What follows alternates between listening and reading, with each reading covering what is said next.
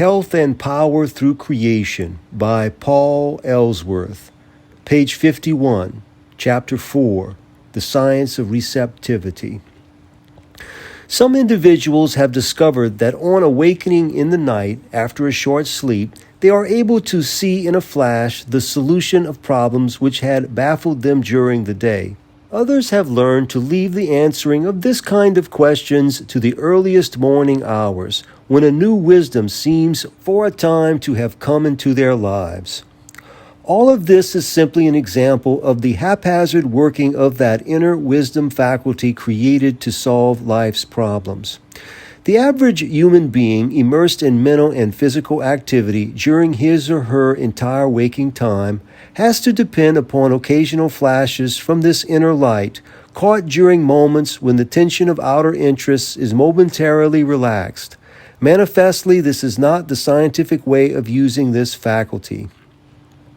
Success depends upon three sets of mental and physical actions. First, by observation, many facts bearing on the work in hand are collected. Second, and most important, the wisdom faculty takes these facts and uses them as the crude material for executive plans, prepares for their practical application, and third, these plans are carried out.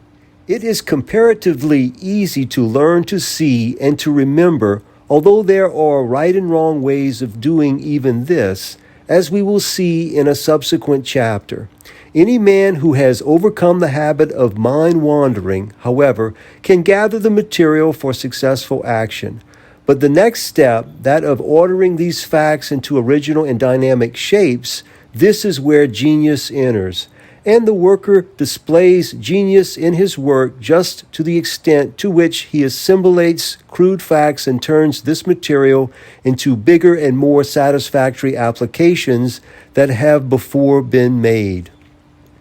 So we come back to the fact that genius, which is the outbreathing of the divine life through the life of an individual, is the secret of all great success. Most truly great men have realized the fact of this partnership in their lives and work of a power greater than they. It is during the times of silent abstraction, of turning the mind upon a perplexing problem and waiting to see what solution the divine life will bring, that the man of affairs shows himself superior to his less successful fellows. He has usually unconsciously learned to receive the wisdom he needs from the source of all wisdom and all power. Now let us sum up the teachings of the preceding chapters and see how they apply to this matter of receiving ideas and wisdom. Every man is created for success. That is, he is potentially a genius in one particular line, if he will but find this line. Second, the secret of his greatness lies in the fact that he is the channel of expression for a divine life, which is capable under right conditions of working perfectly through him. Third, the initiative in the matter must be taken by the individual. He must turn toward the divine life within and definitely recognize it before it can work definitely in and through him. Now let us add one other fact. After man has turned toward the divine life within and has keyed himself by the use of affirmations or statements of truth to the higher vibrations, he must learn to be receptive. In other words, after having called central, he must learn to hear the response. Now this sounds so simple that most of my readers who have not experimented along this line will imagine it is hardly worth mentioning. To keep still and listen, surely that is simple.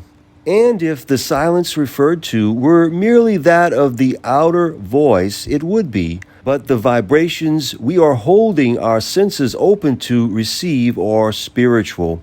And the silence which opens the way is a different silence than that to which we are accustomed. It is a silence of thought as well as of voice.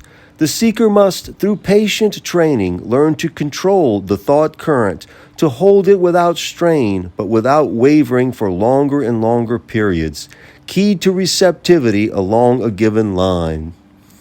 This is no easy task, and the fact which makes perfection in this matter of receptivity possible to all is that which he is learning to use is not an abnormal faculty, but one of the basic powers of his mind. The conscious mind is like a pond into which many people are throwing stones. Our thoughts are accidents, and if we blunder upon just the idea we need, it is indeed a blunder. The reason for this is that we have not learned to listen. We are at the mercy of the heterogeneous ideas which are continually floating through the mental seas. And if we pick up on an occasional idea which fits in more or less accurately with our plans, we are lucky. In breaking away from chance and luck, the first step is to realize the fact that this matter of getting what we want from the divine life is a matter of law, and that law never fails. If we comply with the conditions 100 times, we will be successful 100 times in receiving what we desire. Luck is synonymous with ignorance. The man who trusts to blundering into the harmonious use of causes which he does not understand will naturally come to believe in luck. Now, the first thing to do in this matter of receiving is to quicken within the mind the recognition of the divine life. We must recognize its presence within us at this very moment. One of the most successful ways of doing this depends upon the influence of physical action and attitude in inducing mental and spiritual states. Instead of lying down or sitting down and making the body easy at the beginning of this receptive exercise, stand up, straighten your body, draw your shoulders down and moderately back, breathe deeply and walk vigorously up and down the room. As you perform these actions, realize that the energy which expresses itself in all action is a form of the divine life, and that in its essential nature this divine life is unlimited in extent and in power. It is perfect energy, perfect wisdom, perfect harmony or love. Breathe deeply as you consider that you are the focal point where the life and substance of the unseen cause meet, and that by your recognition of this fact, you furnish a perfect channel for its perfect working in and through you. A short period of this awakening and quickening exercise is sufficient. Now sit or lie down and make your body easy. Turn your face away from any direct light and close your eyes. Take time to direct your attention to all of your muscles and to be sure you are not holding yourself forcibly relaxed. Now turn your attention within and rest for a moment until the swirling thoughts which occupy the mind are stilled. This done, take up the wisdom formula given in the last chapter and repeat it thoughtfully and with concentration. Thou in me art illumination, and through thee I know the truth, which frees from every limitation. Consider each part of this formula separately. Thou in me. This is the partnership of the human with the divine which constitutes genius. And by your recognition of this cooperation, you are establishing the conditions for genius and mastery in your own life. Thou in me. Not afar off, but in the very center of your being, the gateway to which is your consciousness.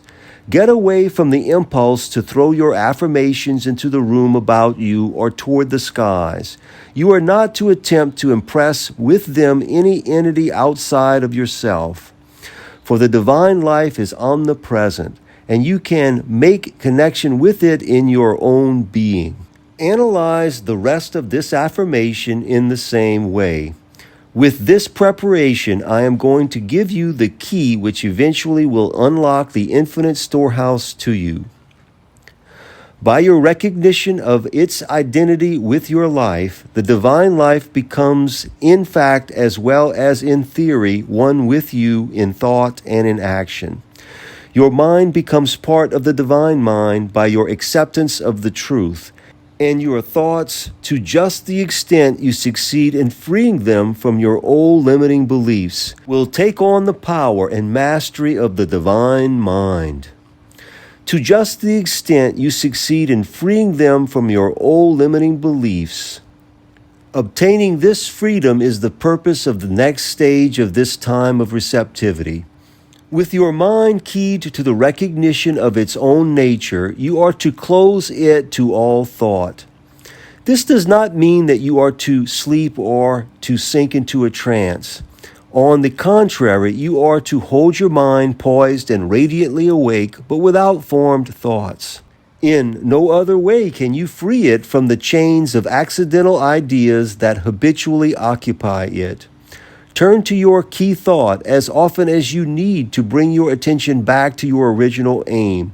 But this time of silence is not to be filled with even the most worthwhile affirmations.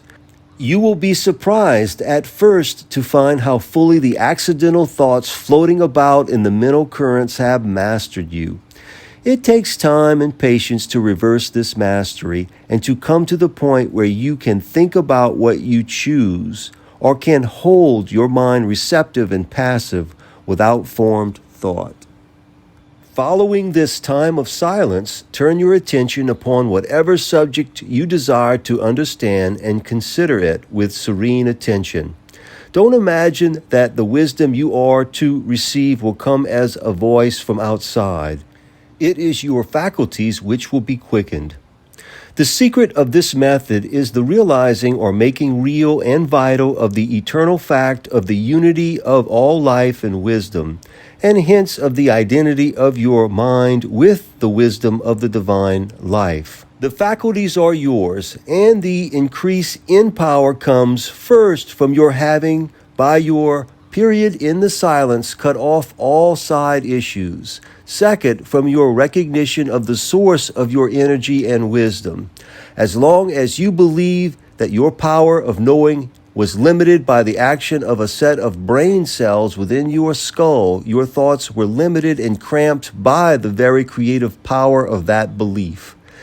The brain is the creation as well as the tool of divine mind working in you. And as soon as you recognize the indwelling of this divine mind, your brain will attend to it. The master workman can always modify his tools to suit his needs. Thought is the cause of the nervous system, not the result of it.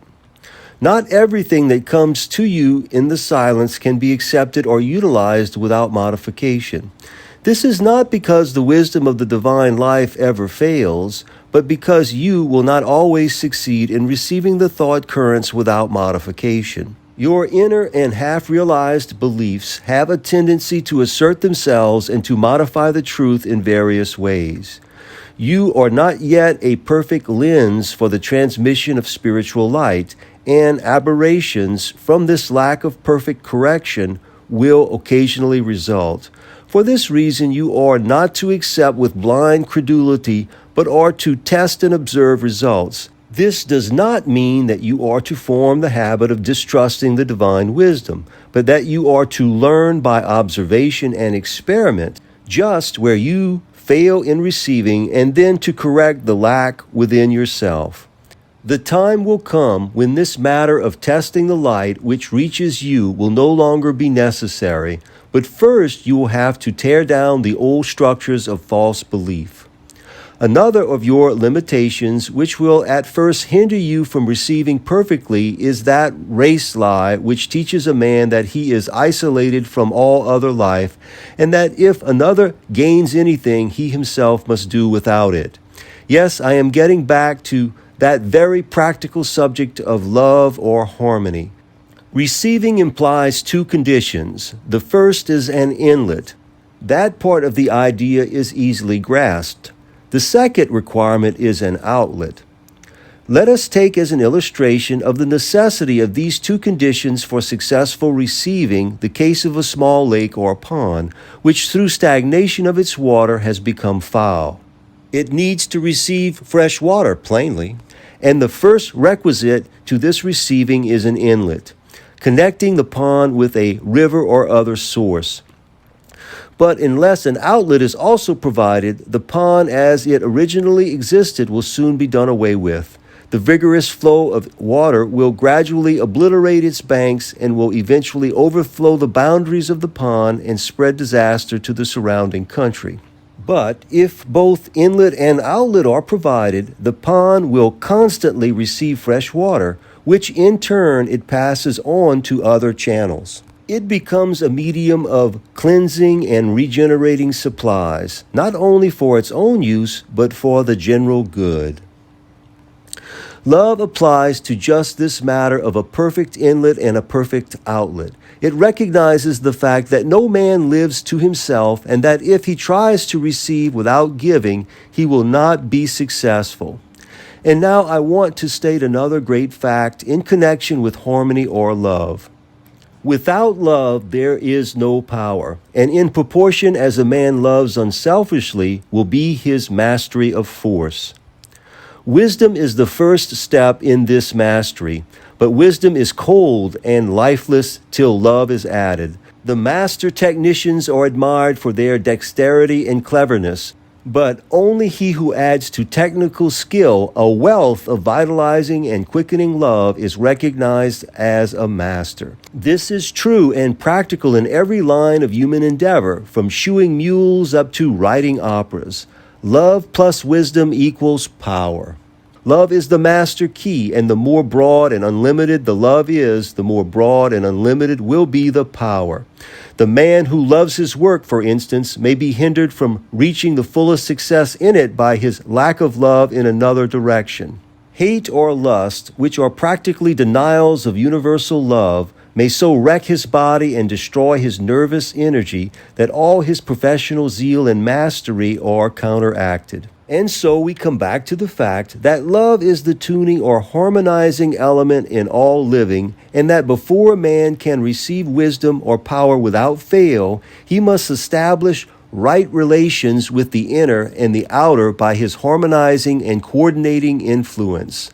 The practical application of this is that, love being such a master faculty, its exercise and development should not be left to chance, but should be studied and systemized.